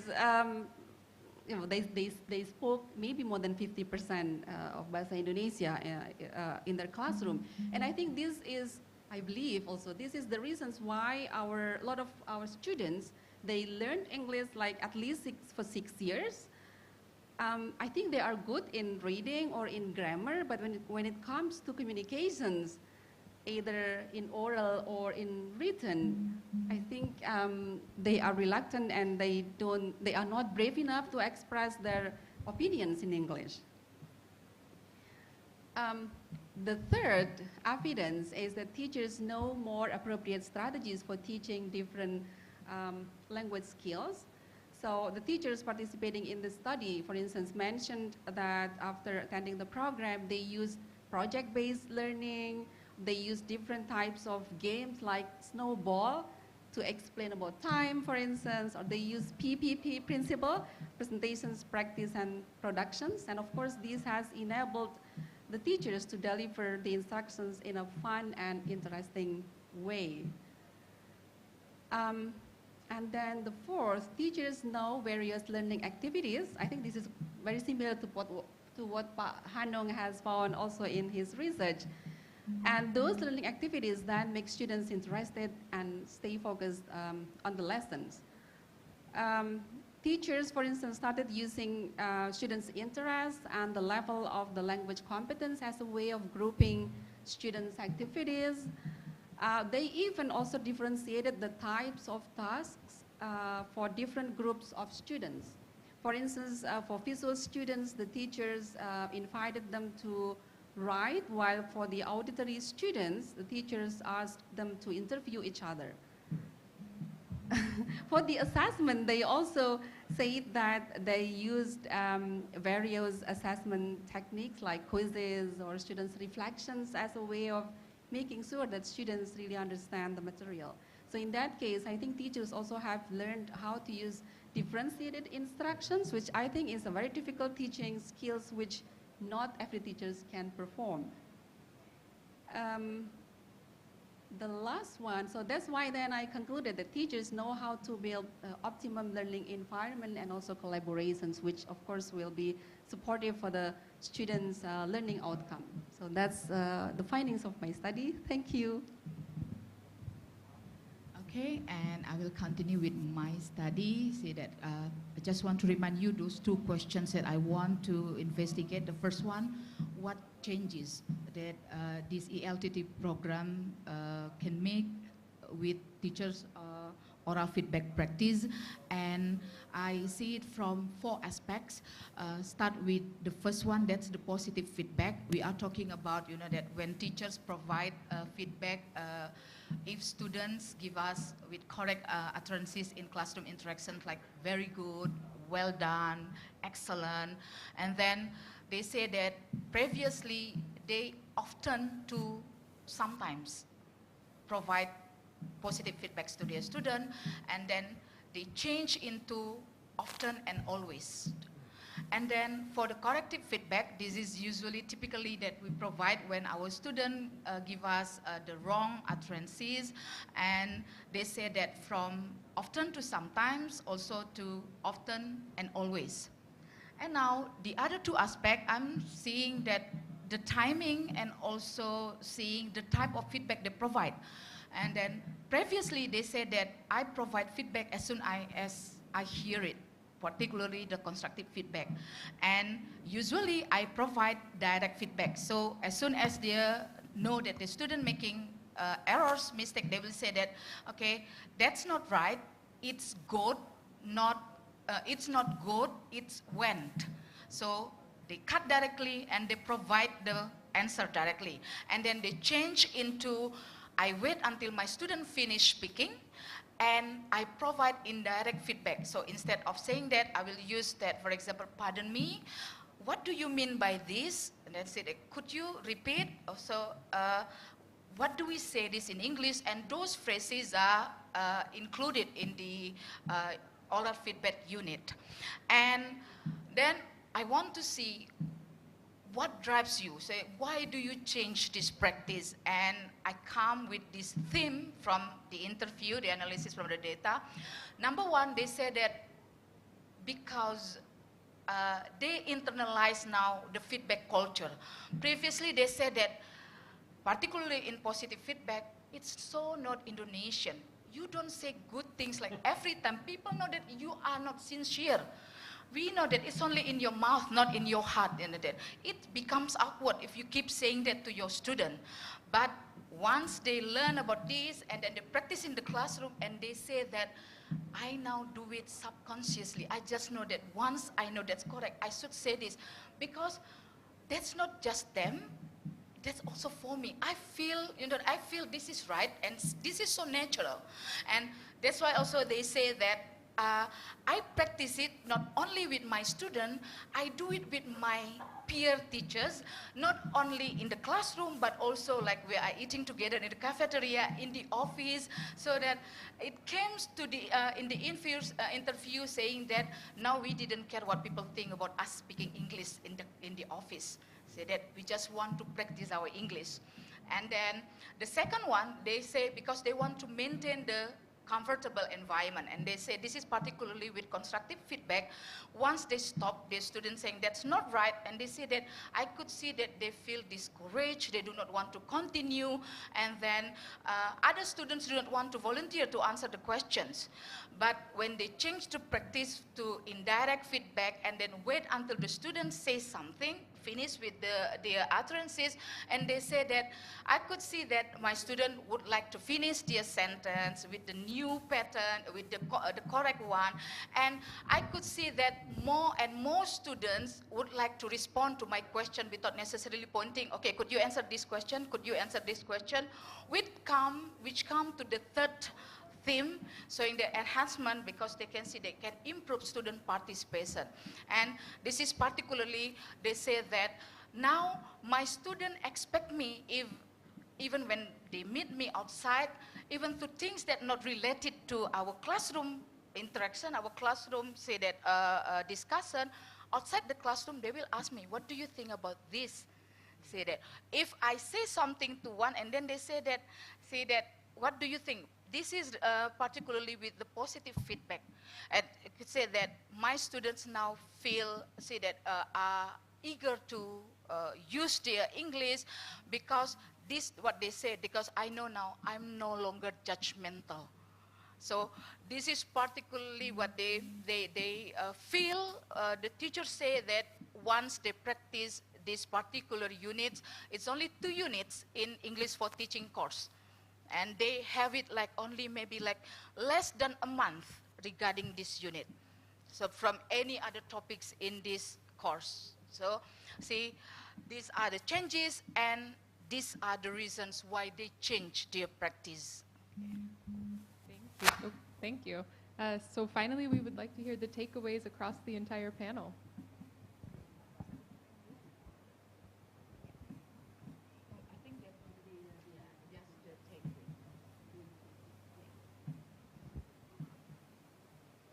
Yeah, okay.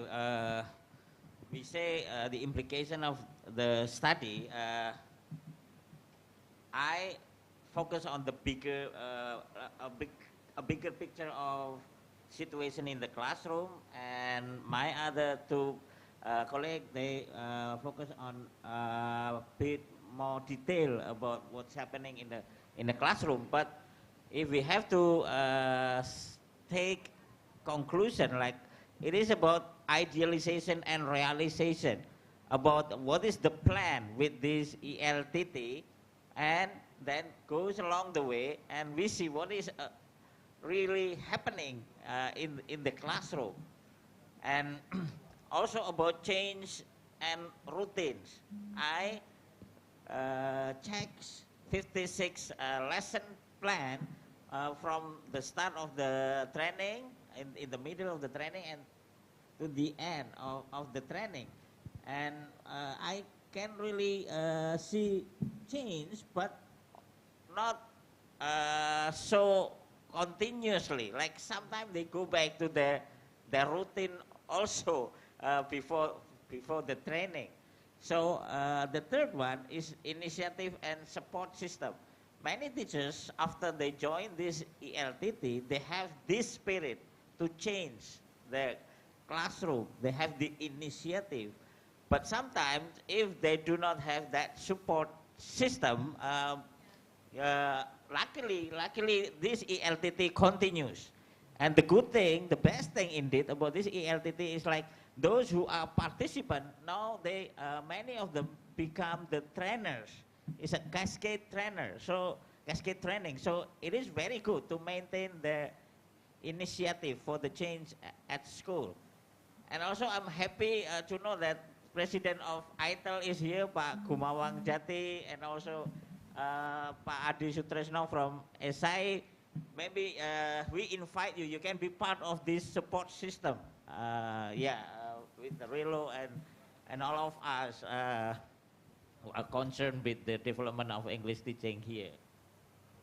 So you're speaking just a little bit to where we'll go this afternoon about where do we go next. That's a good point. Yeah.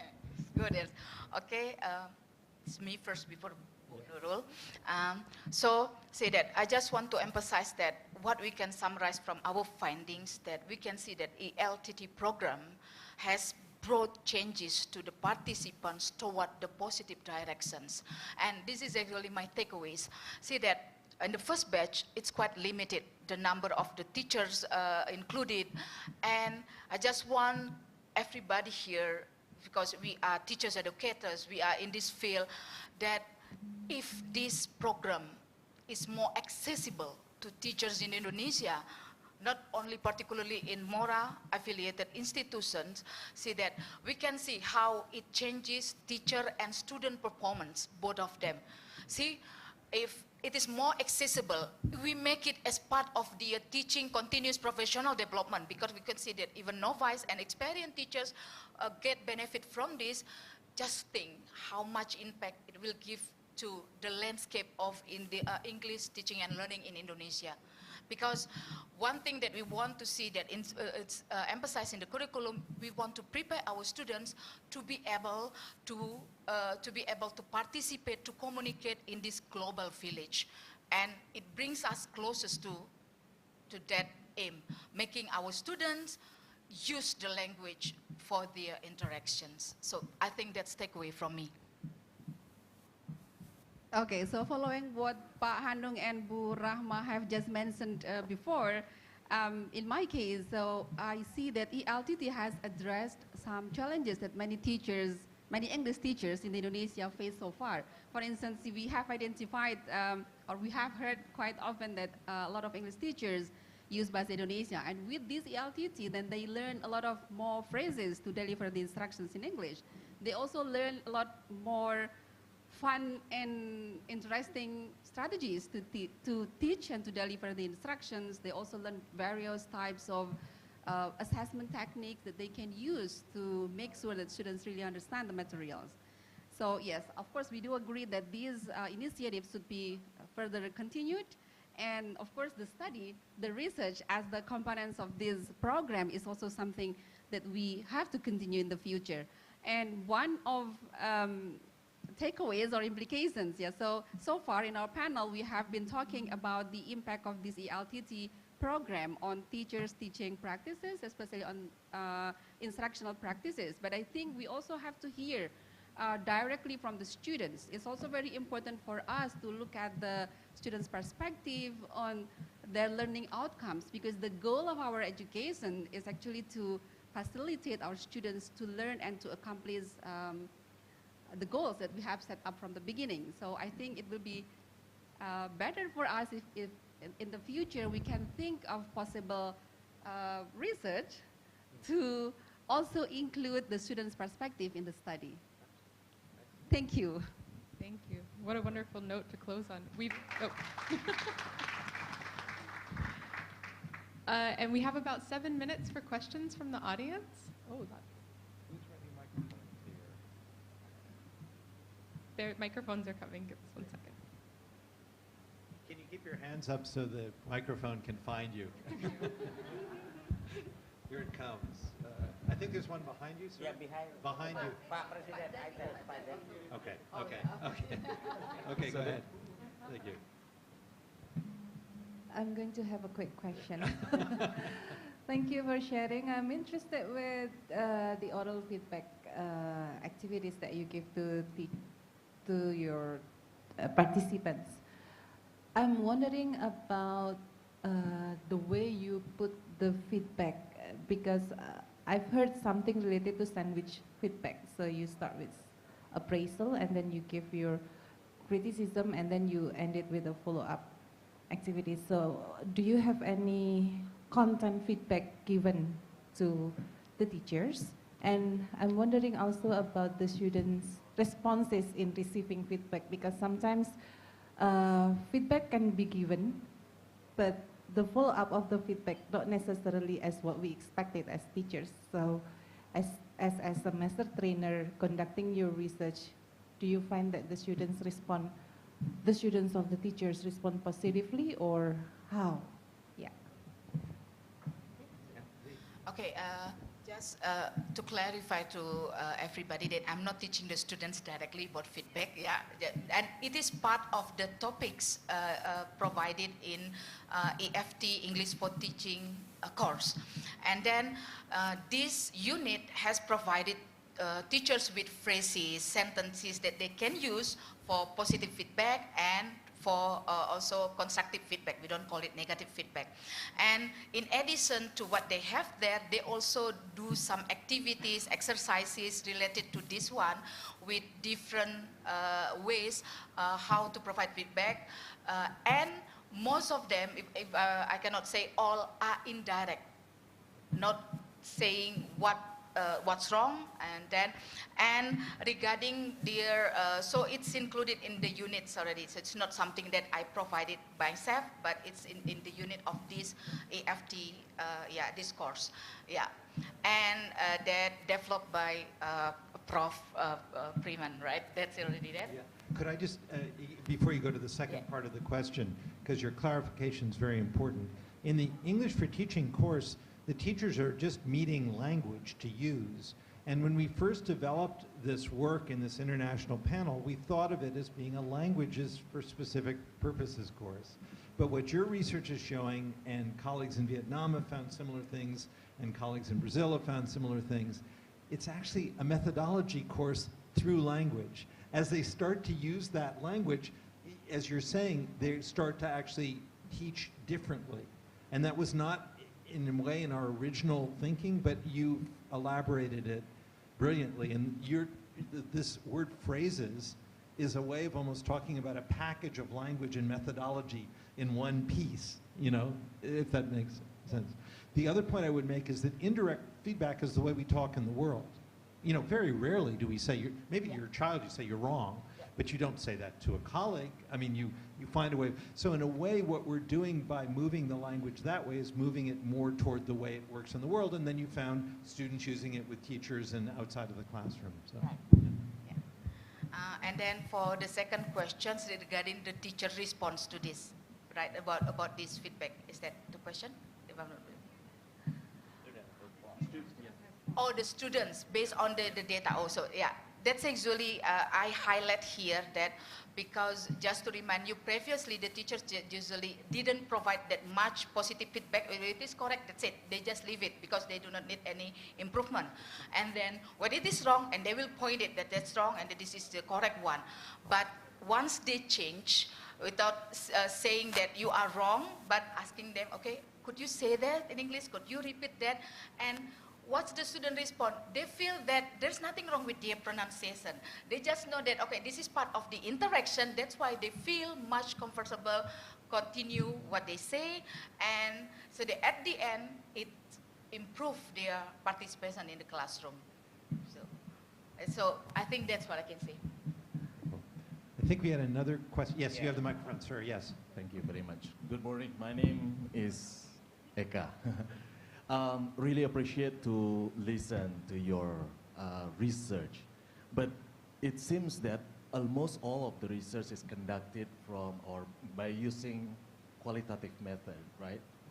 It would be good actually, this is my opinion, yeah, if for example we want to see the difference, for example there are changes from that, there are some empirical data for that. So then mixed method in this case would be very good, I guess, to identify the difference. So then it's going to be, accurate. That's the first. The second one, I'm really interested with the point from Bu Nurul about providing what you call it, more opportunity for the students in this case. Indeed, lots of things that we can do, and a teacher is really an example for the students. And at the moment, as you see, then actually lots of things that we can use. If you, for example, like, that's related to the data, we can also provide, we can explore, study of corpus, for example. That's really, for me, and I know that not everyone probably interested with the corpus, but if we want to provide comparisons and also discourse or context being mentioned before, corpus linguistic, at least for example, COCA, Contemporary Corpus of American in this case, provide lots of good things and interesting to discuss. Is there any words, for example, has a kinds of like amelioration process, pejorations process, something which is popular, not popular anymore, lots of things that we can share actually to the students. Not to mention, at the moment, lots of new things coming in with the technology, online learning, ChatGPT, right? So how could we help inspire the students in this case? Not only, okay, they learn the content, but they put that as a meaningful and interesting process. Thank you very much. So two very, very useful comments. Did you want to respond? Yeah, thank you, Mas Eka. Okay, later in the second.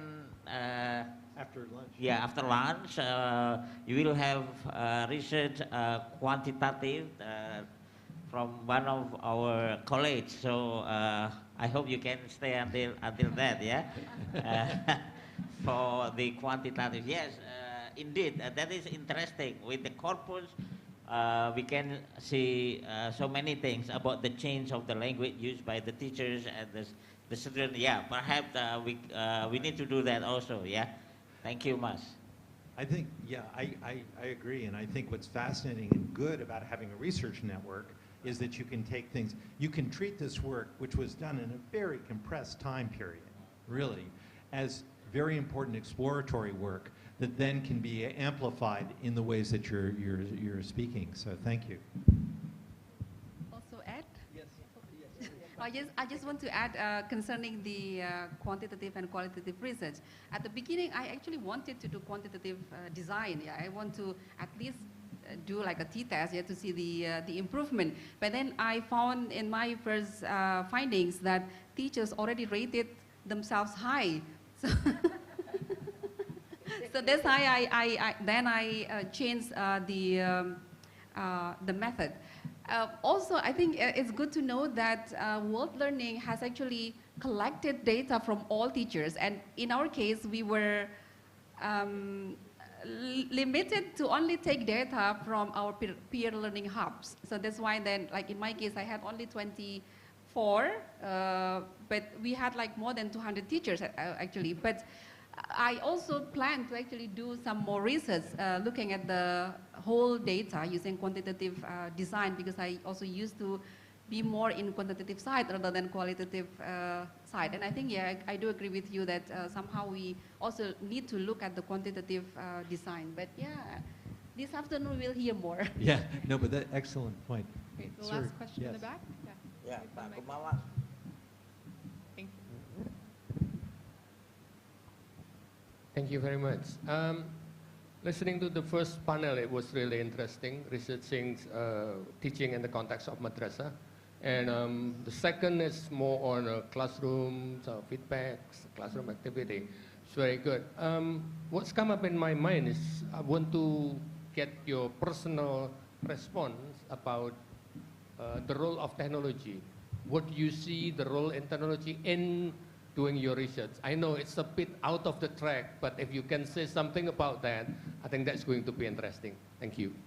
Sir, could I just clarify, you mean technology in the classroom or technology in the provision of this program?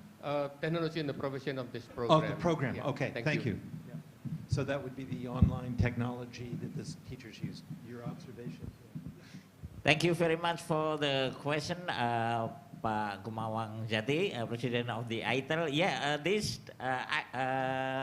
ELTT is a hybrid training. Yeah, so it is a combination of face-to-face and online learning. So one of the particular experience those teachers have is to have the training online, and it is very challenging for us as well as the trainer, and also for them as the participant. But so it's interesting, and they enjoy that, this new experience, and they realize that is the most important, that this is the time of technology.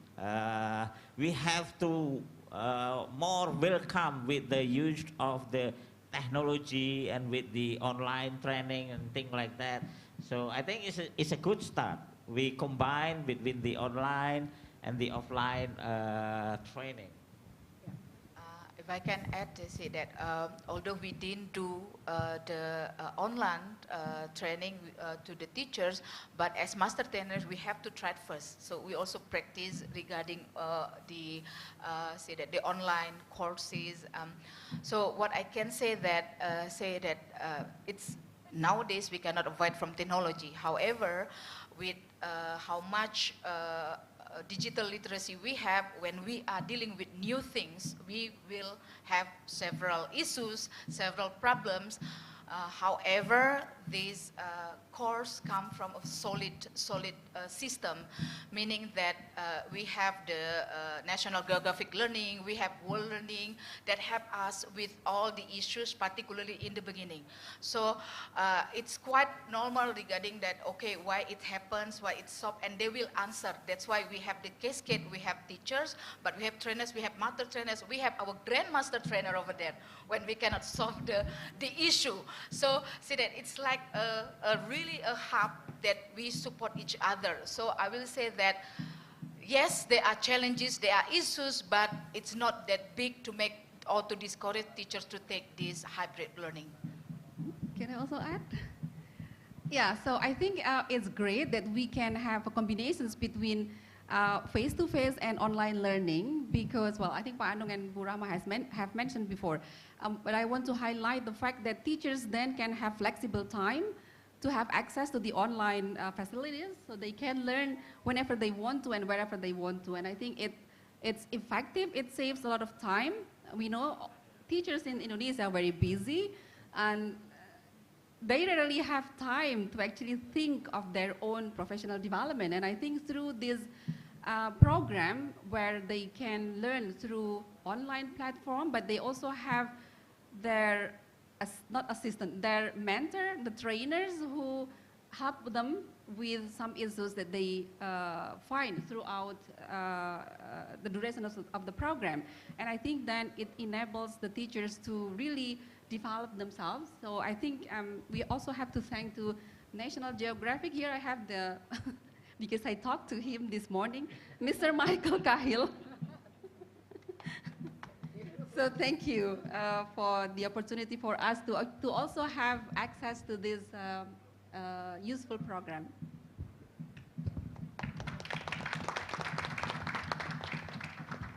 So I think we are reached the end of the morning.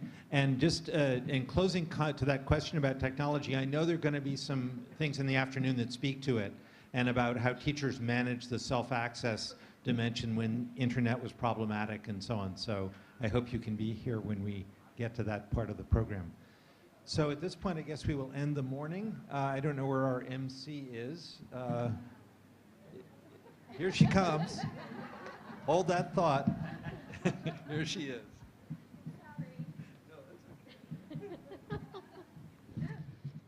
Thank you so much, Ibu Bapak, for the exciting and fruitful panels. 2 in the morning, we have 2 more to go. Ibu Bapak, after this, we're going to have lunch and also prayer break.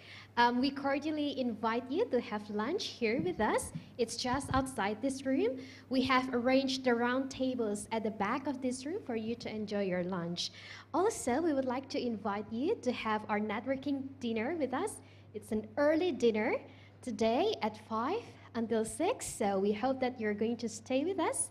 After the second panel, we're going to have a facilitated group discussion as written on your booklet, but also after that, we're going to have networking dinner together 5 to 6.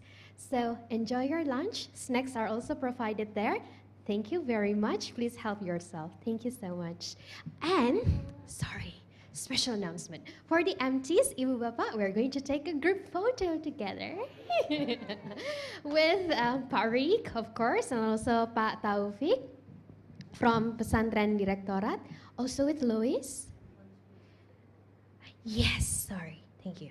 And lunch actually finishes at 12:30 or 1? 12:30. Does that give you enough time after Friday prayer? No. They're going to pray. So why? Yeah, perhaps 1 instead because the lunch. The food. Yes. Yes. That's clear. So, yeah, sorry. So lunch, the break for lunch is until 1:30. But we're going to provide the lunch outside until 1, the food until 1, because we want everything to be clean and fresh as you enter the room back at 1:30. I hope that's clear enough. If not, you can approach me, of course.